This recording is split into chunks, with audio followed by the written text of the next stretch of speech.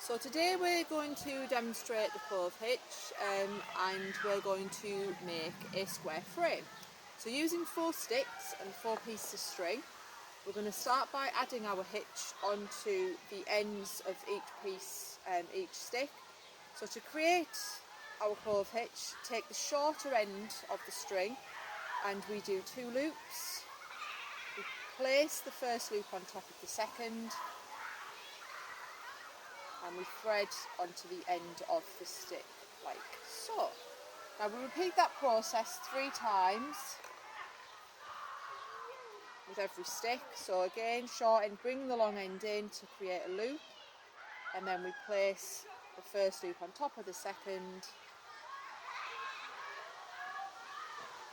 and put our clove hitch into place like that.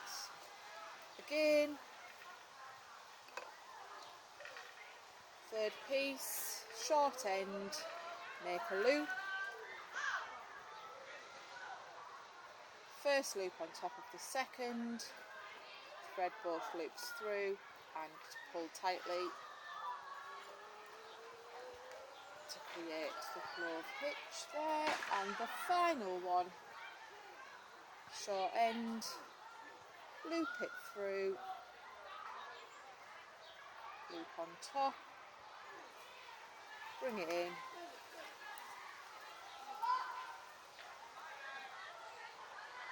and hitch it like so. Okay, so now we've got our clove hitches on, we're going to put these 4 pieces together using a square lashing. So we take a string end and we place the string end against a non-string end. It just makes it much easier to tie together. So taking my string end and my non-string end, I'm going to place them next to each other at a 90-degree angle. And to start my lashing, I'm going to take the long piece of string and I'm going to go under the first piece, over the second, under the first, over the second, and under the first again. That's once. I'm going to go around again and do exactly the same. So under, over, under, over. Now I'm going to go the opposite direction and I'm going to change my under over. So that one was over, so now it is under. That one was under, so now it's over. And I'm going to go around twice. That's once, and there's twice. Pulling every time to sort the tension. Right, so now my short and long pieces together, I'm going to join these together using a reef knot, and I'm going to do this by threading it through and knotting it together once, and then creating another loop and knotting it together again like so, and that just secures your knot into place. I'm going to cut off any excess I have with a pair of scissors just to keep that out of the way. There's one piece, and there's the other. So I'm going to repeat that process exactly the same on the next part of the frame. So taking another non-string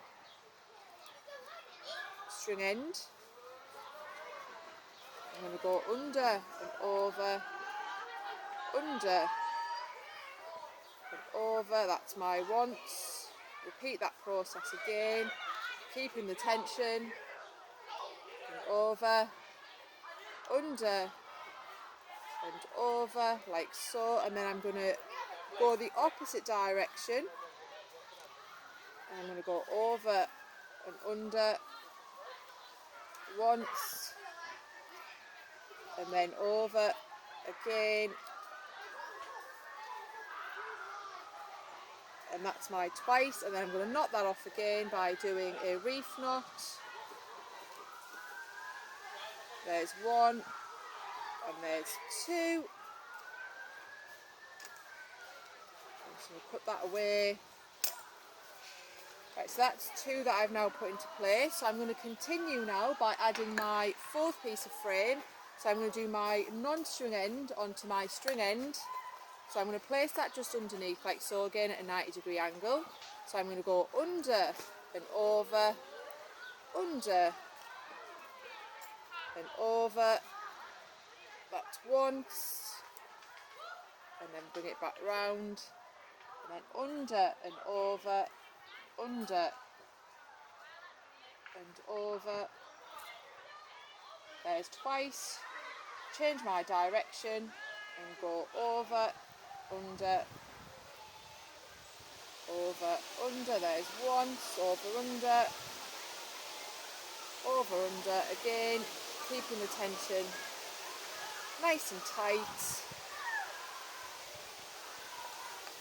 I'm going to finish that off again by doing my reef knot. That's 1 and 2. Any excess again with a pair of scissors, just take that away.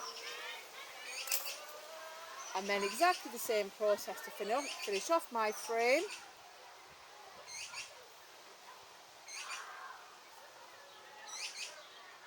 Take my longer end and I go under, over. It's a bit more fiddly this time because your frame is together at the other side, so you have to bring it right through, over,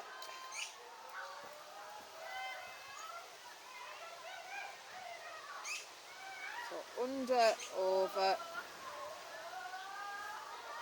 under, over,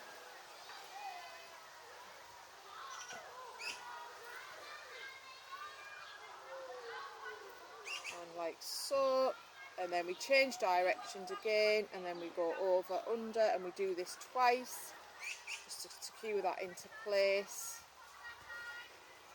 like that. And then what we do is we finish it off by doing another nice tight reef knot.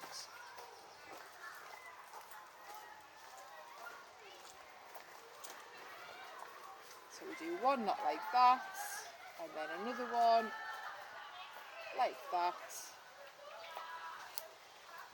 And then any excess that you may have, we cut away with a pair of scissors.